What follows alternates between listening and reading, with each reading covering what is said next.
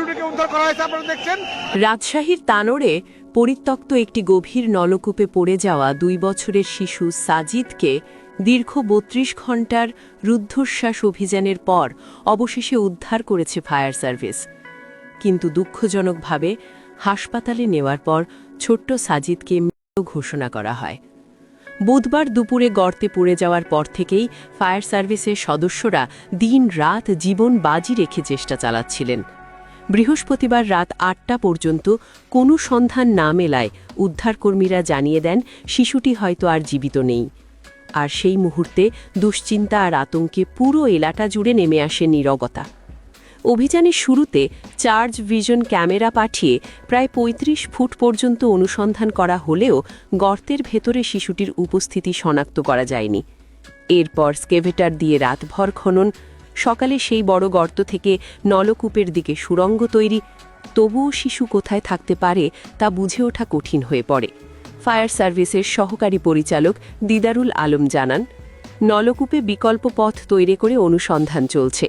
এই পথেও যদি শিশুটিকে পাওয়া না যায় তাহলে আর খনন সম্ভব নয়, কারণ নলকূপটি 150 থেকে 200 ফুট গভীর এবং শিশুটি যে কোনো স্থানে আটকে থাকতে পারে। দুর্ঘটনার শুরুতে সাজিদের পরিবার কিছুই বুঝে উঠতে পারছিল না, কোথায় গেল তাদের সোনামণি। কিছুক্ষণ আগেও যে মায়ের হাত ধরে হাঁটছিল, মুহূর্তের মধ্যে সে যেন অদৃশ্য হয়ে গেল। কান্নায় ভেঙে পড়েন সাজিদের মা। বাবা ছুটে বেরিয়েছেন গর্তের চারপাশে। হতাশা, আতঙ্ক আর শোক সব একসাথে ভর করেছে পুরো গ্রামের মানুষদের ওপর। উদ্ধারকর্মীরা কাজ করছিলেন, একের পর 1 ঘণ্টা পেরিয়ে যাচ্ছিল, আর প্রতিটি মিনিট সাজিদের বাবা মায়ের কাছে মনে হচ্ছিল একটা শতাব্দী। মায়ের বুক ফাটা আর্তনাদ, বাবার ভাঙা কণ্ঠে একটাই অনুরোধ, আমার ছেলেটাকে শুধু একবার দেখাতে দেন। এ কথা শুনে চারপাশের যারা ছিলেন রুদ্ধ হয়ে গিয়েছিল সবার গলা, থমকে গিয়েছিল সময়। ফায়ার সার্ভিসের সদস্যরা প্রাণপণে চেষ্টা করেছেন।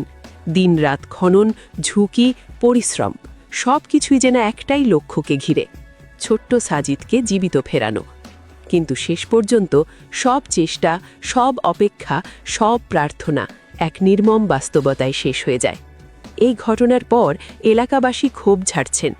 যে নলকূপটি দীর্ঘদিন ধরে পরিত্যক্ত ছিল, সেটি কেন মাটি দিয়ে ভরাট করা হলো না? কেন চিহ্নিত করা হলো না? কার অবহেলায় ঝরে গেল শিশুর সাজিদের জীবন? বাংলাদেশের আইনে স্পষ্ট বলা আছে, যে কোনো টিউবওয়েল বা গভীর নলকূপ নিষ্ক্রিয় হলে তা অবিলম্বে মাটি, বালি বা কংক্রিট দিয়ে সম্পূর্ণভাবে সিল করে রাখা বাধ্যতামূলক। অবহেলার কারণে কারো প্রাণহানি হলে দায়ীদের বিরুদ্ধে ফৌজদারি মামলা পর্যন্ত হতে পারে। এই ঘটনার পর স্থানীয়দের একটাই দাবি, যদি নলকূপটি সঠিকভাবে বন্ধ করে রাখা হতো, যদি দায়িত্ব নেওয়া হতো, তাহলে হয়তো আজ সাজিদ বেঁচে থাকত। আজ সাজিদ নেই, রয়ে গেছে শুধু তার বাবা মায়ের নিস্তব্ধ কান্না আর একটি গ্রামের শত শত মানুষের হৃদয়ে শোকের গভীর দাগ। এই ঘটনা আবারও মনে করিয়ে দিল, একটি ছোট্ট অবহেলা, একটি খোলা গর্ত কত বড় বিপদ ডেকে আনতে পারে।